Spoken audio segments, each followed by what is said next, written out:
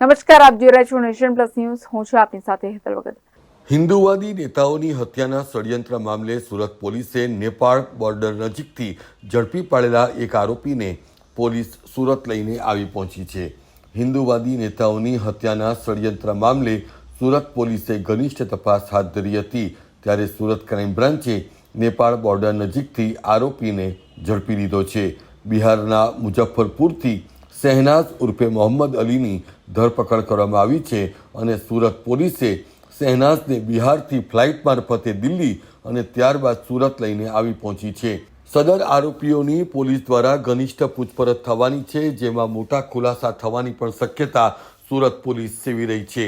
અત્રે ઉલ્લેખનીય છે કે શહેનાઝ અને મૌલવી મોહમ્મદ સોહેલ અબુબકર ટિમોલ એકબીજાના સતત સંપર્કમાં હતા.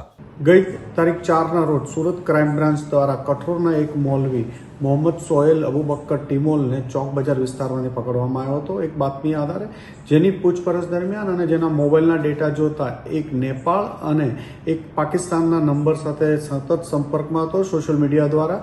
અને જે પાકિસ્તાન અને નેપાળના જે માણસો હતા, પાકિસ્તાનના ડોગર અને નેપાળના શહેનાઝ સાથેની ચેટમાં એને હિન્દુ સનાતન ધર્મના સ્થાપક ઉપદેશ રાણા અને નુપુર શર્મા, હૈદરાબાદના રાજા સિંહ વગેરે લોકોને ધમકી આપવા બાબતની પણ ચર્ચા કરે છે, વેપન મેળવવા બાબતની ચર્ચા કરે છે અને ઉપદેશ રાણાને મારી નાખવા બાબતની પણ એની સાથે ચર્ચા છે.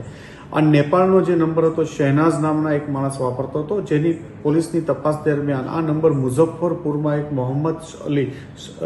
મોહમ્મદ શાબીર નામના માણસ ઉપયોગ કરતો હોવાનું હતું. જે આધારે ક્રાઇમ બ્રાન્ચની ટીમ મુઝફ્ફરપુર બિહાર પોલીસને સાપેલી એક ઓપરેશન હાથ ધરી કાલે એમને ત્યાંથી પકડી પાડવામાં આવ્યા છે અને 3 દિવસના ટ્રાન્ઝિટ રિમાન્ડ લઈ ટીમ આજે સુરત પહોંચી છે. Bureau report, Nation Plus News, Surat. સમાચારોનો સતત અપડેટ મેળવવા માટે અમારી નેશન પ્લસ ન્યૂઝની યુટ્યુબ ચેનલને સબસ્ક્રાઇબ કરો, બેલ આઇકન દબાવો અને જોડાયેલા રહો ફેસબુક, ઇન્સ્ટાગ્રામ અને ટ્વિટર પર.